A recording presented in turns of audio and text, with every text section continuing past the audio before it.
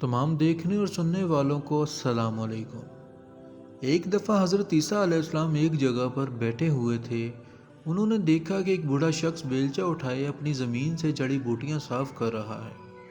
حضرت عیسیٰ علیہ السلام نے اللہ سے درخواست کی کہ وہ اس کے دل سے دنیا کی محبت نکال دے۔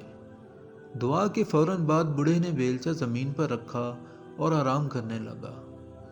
کچھ وقت گزرنے کے بعد جناب عیسیٰ علیہ السلام نے اللہ تبارک و تعالیٰ سے پھر درخواست کی کہ اس کے دل میں دنیا کی محبت پیدا کر دے۔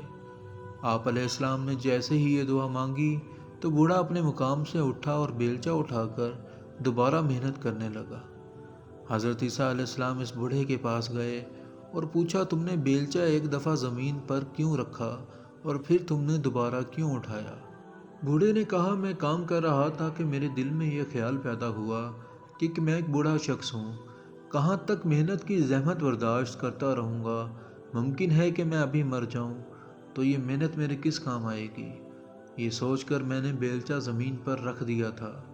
اس کے چند لمحے بعد میرے دل میں یہ خیال آیا کہ تو اس وقت زندہ ہے اور ہر زندہ شخص کے لیے وسائل زندگی کی ضرورت ہوتی ہے۔ اگر تو کام نہیں کرے گا پھر وسائل سے محروم ہو جائے گا اور روٹی کہاں سے کھائے گا؟